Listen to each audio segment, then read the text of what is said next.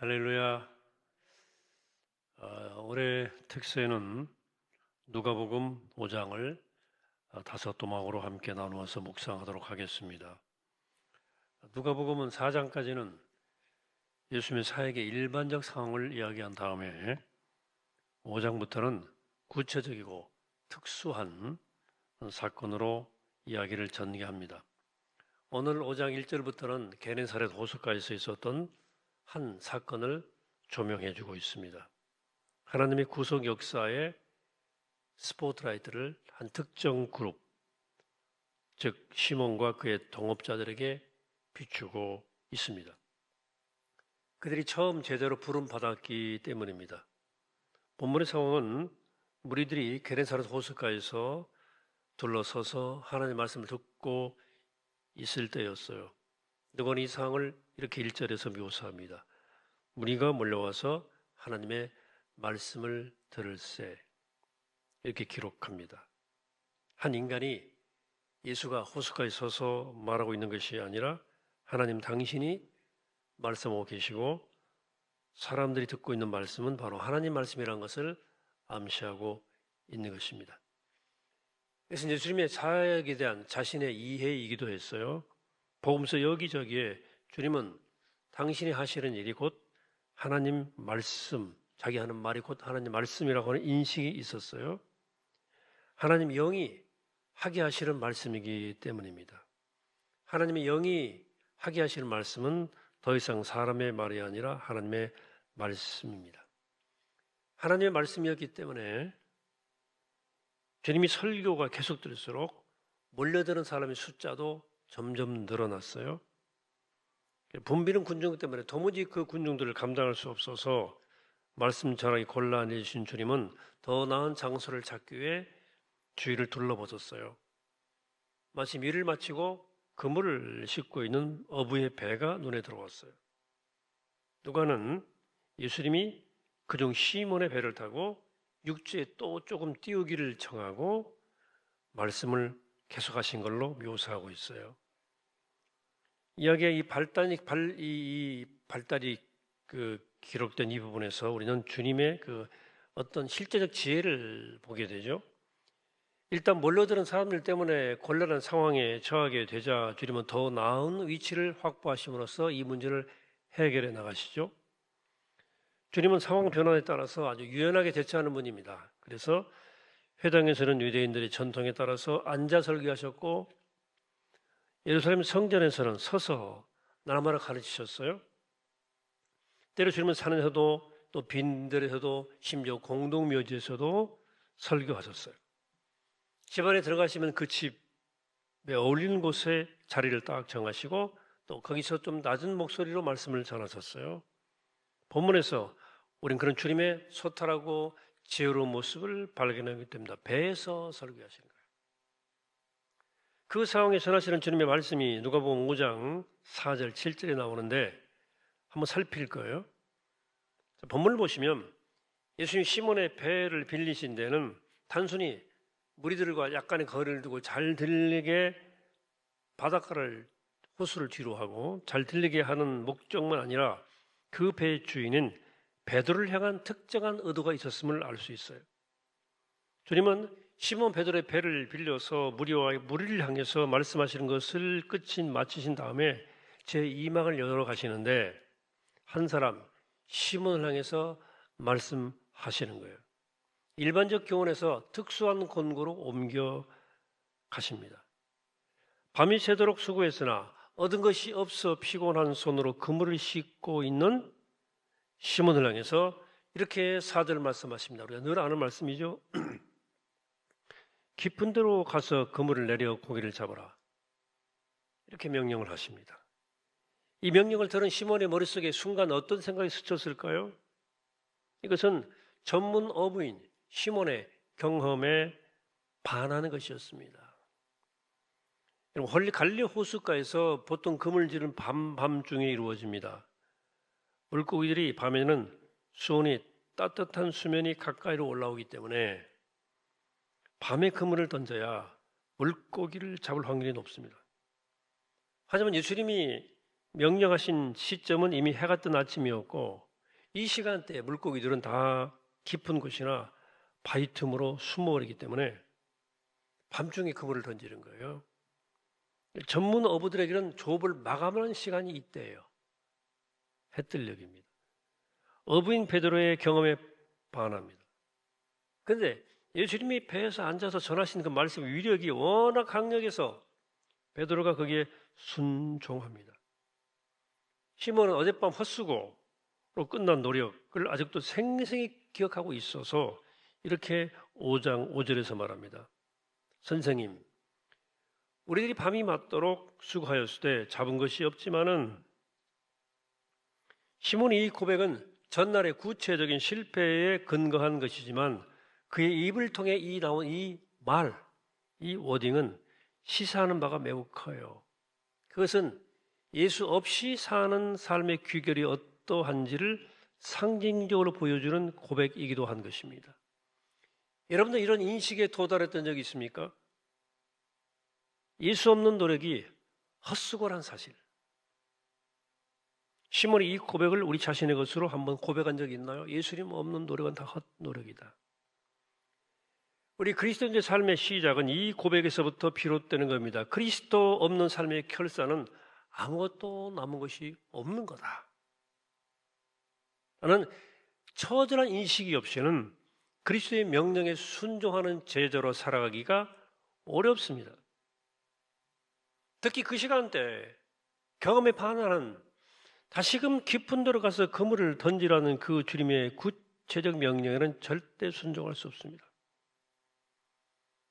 자, 오늘 시몬의 고백에 한번 주의를 기울여 봅시다. 여기 실패의 고백의 주체가 누굽니까? 우리예요. 우리가 밤새 수고했을 때 수고의 주체가 우리입니다. 그러나 그 실패를 극복해 나가는 고백 어떻습니까? 5절 하반절이에요. 같이 합독할까요? 시작. 내가 그물을 내리리이다. 수고는 함께 하신 것이지만 잘못은 내 거란 생각이 있는 거예요. 그래, 개선도 내가 해야 되는 거예요. 여러분, 허물과 상황의 허물을 내 허물을 상황과 상대방 탓으로 돌리라고 하는 것은 사탄의 마수에 걸린 사람들이 즐겨 쓰는 방식입니다. 아담과 하와가 그랬어요. 여러분, 남을 향한 원망과 책임 전가에는 해결책이 없습니다. 삶의 새로운 개선책은 주의 말씀에 의지해서 내가 하겠다는 거예요. 내가 하겠습니다는 결단입니다. 여기에 소망으로의 전환점이 시작되는 겁니다. 여러분, 그러므로 사랑하는 여러분, 전혀 있을 것 같지 않은 곳에, 전혀 될 법하지 않은 일에, 그런 일이라도 말씀에 한번 순종해 보시기를 바랍니다.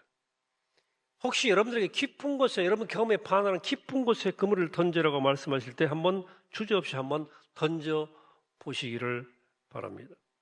주님은 우리 삶에 이러한 형태의 순종이 있기를 바라십니다. 명령이 합리적인지 비합리적인지 중요하지 않습니다. 정말 중요하지 않습니다. 그분이 누구냐가 중요해요. 그분은 우리가 어디에 그물을 내야 할지 너무 잘 아시는 분이십니다. 그분은 우리가 예측할 수 없는 우리의 미래를 인도하시는 분입니다. 그분은 또한 우리가 순종해서 그물을 내리는 바로 그곳에 고기를 몰아가시는 분입니다. 그분은 전지하시고 전능하신 하나님이십니다. 여러분, 사랑하는 여러분, 순종하는 자를 축복하시는 하나님의 마음을 꼭 기억해 주시기를 바랍니다. 하나님은 순종하는 자의 그물이 찢어질 만큼 두 척의 배가 모두 잠길 만큼 고기를 잡도록 하셨습니다. 그것도 밤새도록 던져서 한 마리도 건지지 못한 바로 거기서 단번에 엄청난 고기를 건지게 하셨습니다. 순종하는 길이 은혜 위에 은혜요 축복 위에 축복을 받는 지름길입니다. 그러므로 사랑하는 여러분, 올 한 해 한번 말씀에 순종해 보시기를 바랍니다. 잘 안 되면 제 이름을 기억하시기를 바랍니다. 아주 작은 일이라도 관계없어요. 시작은 거기서부터입니다. 우리가 하나님 믿어서 작년에 믿어서 1년 지난 거고요. 또 한 해가 흐르면 작년 이맘때보다 지금 신앙이 성숙해야 정상입니다. 근데 우리의 신앙이 성장하고 성숙하지 않았다면 이유는 명백합니다. 하나님 말씀에 순종하지 않았기 때문입니다. 이유는 딱 하나예요. 왜 믿음이 안 자라냐? 순종 안 해서 그렇습니다. 순종하면 순종할수록 주님은 더 놀라운 분으로 우리에게 나타나시거든요. 왜 신앙생활 오래 해도 우리 마음 가운데 기쁨이 없나요? 왜 우리 삶이 감사하며 찬양하는 그리스도를 아는 영광의 빛이 발산하지 못할까요? 신앙 성장이 멈추었기 때문입니다. 말씀을 듣고 순종하기를 내가 거부했기 때문이에요. 주님은 항상 넘치도록 주시는 분이에요. 그것이 물질적인 것이든 영적인 것이든 우리가 생각하거나 구하는 것에 훨씬 더 넘치도록 주시는 분이 하나님. 그분이 우리와 항상 함께 하셨기 때문에 오늘 우리 삶이 여기까지 온 거예요. 여러분, 그러므로 사랑하는 여러분, 주님 명령에 순종하실 때 인간적 계산을 멈추시기를 바랍니다. 우리가 순종할 때 그 다음의 삶은 하나님이 책임져 주시는 거예요. 하나님은 당신의 심부름꾼들을, 당신의 일꾼들의 삶을 책임져 주시는 분이에요. 주님은 시몬이 더 이상 걱정하지 않도록 엄청나게 물고기를 한꺼번에 건지도록 하셨어요. 이 말씀에 순종할 때 우리가 얻는 축복은 하나님의 이름에 어울리는 축복이 주어집니다. 하나님이 주시는 거예요. 그 정도의 퀄리티가 있어요. 그러면 오직 하나님의 나라와 그의 의를 사모하십시오. 그러면 하나님께서 나머지는 다 책임지신다 말은 후히 주신다는 말씀입니다. 하나님은 무엇이 그 자녀에게 최선의 길인지를 알고 계시고 그 모든 일을 최선의 방법으로 몰아가시는 분이에요. 여러분 사랑하는 여러분, 여러분들이 순종만 할 수 있다면 그 순종의 대가는 여러분들이 두려울 만큼 엄청날 것입니다. 두려울 만큼. 이 사건의 반전이자 본격적인 면모가 이어지는 8절 이하에 나오는데 주여 나를 떠나소서 나는 죄인으로소이다. 시몬의 고백이 그것입니다. 앞에 이 전 얘기는 다만 이 고기 많이 잡은 거 포함해서 다만 이 고백이 목적입니다. 이 고백이 터져 나오게 하는 상황일 뿐이에요. 주님은 시몬이 항복을 받아내기 위해서 상황을 그렇게 설정하신 겁니다. 밤에 고기가 잡히지 않았던 이유가 있었던 거예요. 그 고기를 못 잡은 거예요. 전능하신 주님을 대면한 시몬은 그 기질대로 누구보다 먼저 반응을 보였죠. 고기잡이 시몬을 항복시킨 방법이 뭐예요? 어부가 상상할 수 없는 고기를 한꺼번에 끌어올리게 하신 거예요. 말도 안 되는 일이 벌어진 거예요. 그러니까 고백하죠. 저는 주님 전지전능하신 주님 앞에 몸둘 바를 둘 수 없는 죄인입니다. 이런 저를 주님이 어떻게 찾아오셨습니까? 하고 호소하게 되면서 삶의 다음 장이 열려요.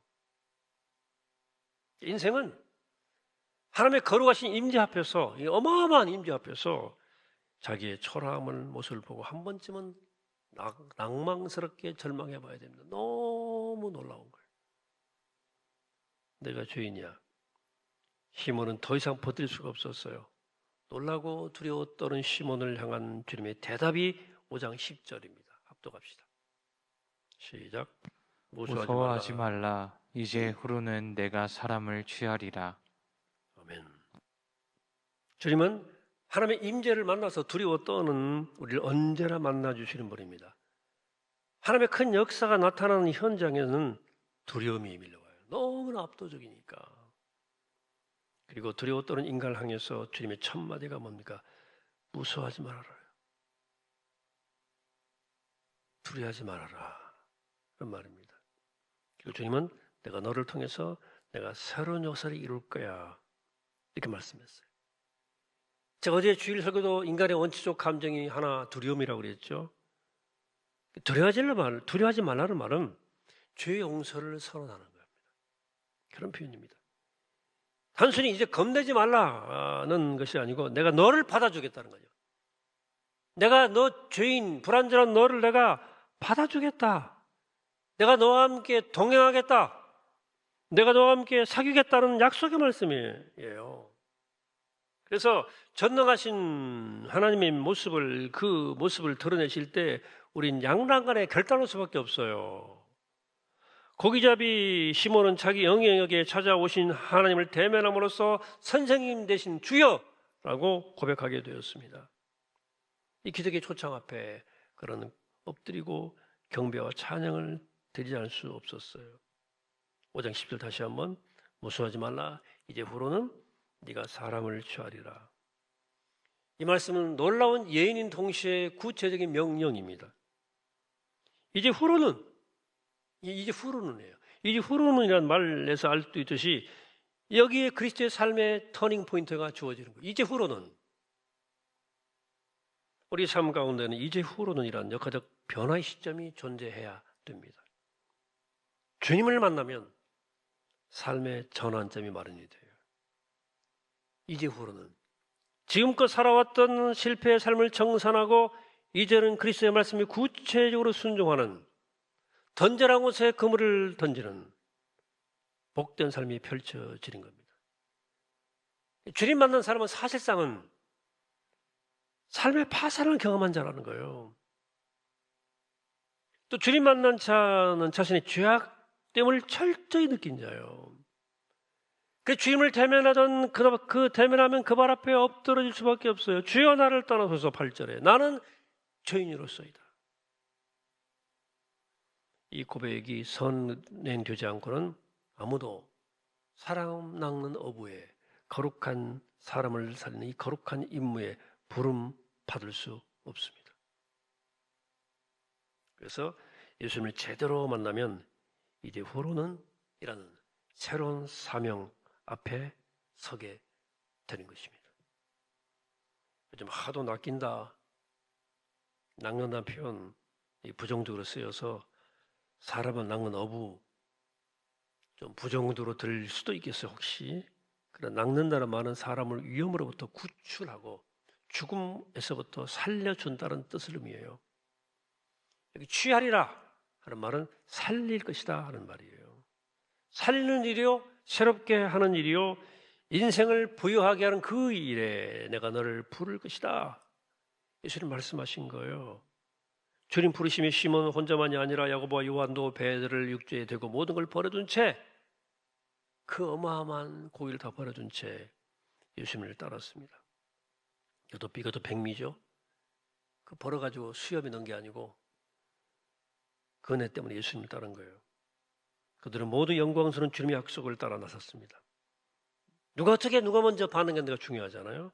중요한 것은 이제 후로는 네가 사람을 취할 것이라는 하나님의 주님의 약속이에요. 이 말씀은 약속인 동시에 명령이라고 그랬죠. 이후로는 더 이상 고기잡이에 목숨 걸지 말고 사람을 취하는 이 일에 네 삶을 걸어라 하는 명령인 것입니다. 이 약속이 있었기 때문에 이후 사도행전에서 베드로는 바로 3천 명이 회개하는 역사를 감당할 수가 있었습니다. 사랑하는 여러분, 2026년 올 한해 예수님을 따라선 제자들의 길에 함께 서보시지 않겠습니까? 저는 여러분들이 올 한해 꼭 누군가를 주님께로 인도하게 되기를 축복합니다. 정말 이 닷새 동안에 이 주제 가지고 꼭 기도했으면 좋겠어요. 여러분 올 한해 사람을 낚는 어부의 사명을 감당하게 되기를 바랍니다. 여러분을 통해 하나님의 구원의 새 역사가 시작되기를 바랍니다. 이 특세 기간 동안에 은혜를 누리고 누군가를 여러분들 마음에 꼭 품었으면 좋겠어요. 비록 나는 연약하고 나는 초라하지만 우리에게 그 임무를 부여하시고 약속하시는 그분이 누구신지를 생각하면 전혀 불가능한 일이 아닙니다. 얼마든지 해낼 수 있어요. 작년 통계가 나왔어요. 말씀을 통해 전도하라는 명령을 도전받은 사람 가운데 말씀하면 한 17%가 순종을 했다더라고요. 순종하는 사람들은 다 했더라고요. 그게 데이터입니다. 데이터가 믿어서가 아니고 얼마든지 할 수 있는 일이에요, 여러분들. 얼마든지 할 수 있는 일입니다. 이제 후로는 네가 사람을 취하리라는 말씀을 오늘 나를 향한 말씀으로 받게 되기를 축복합니다. 실패했던 밤, 불순종의 날들은 지나간 날들을 마감하고 지나간 날로 마감하고 이 명령에 순종해서 그 약속이 실현되는 것을 바라보는 복된 새가 되기를 이 아침에 주의 이름으로 간절히 축원합니다. 기도하겠습니다. 거룩하시고 자비로우신 아버지 하나님, 밤새 수고했으나 우리가 잡은 것이 없지만은 이제 그 말씀 의지해서 내가 그물을 내리겠습니다. 하나님, 베드로의 결단, 이제 후로는 네가 사람을 취하리라. 주 약속과 명령 붙잡고 사람을 낳은 어부의 길을 걸었던 베드로처럼 주님 만나 내 모습에 직면하고 주님 만나 하나님의 능력의 생명의 능력을 경험하고 이제 후로 우리 죄인을 넘어서 생명을 나누어주는 사람을 취하는 어부의 길을 걸어가는 우리가 되게 도와주셔서 놀라운 생명 역사를 감당하고 순종의 능력을 누리고 맛보는 우리가 되게 하여 주시옵소서. 감사드리옵고 예수님의 이름으로 기도합니다. 아멘.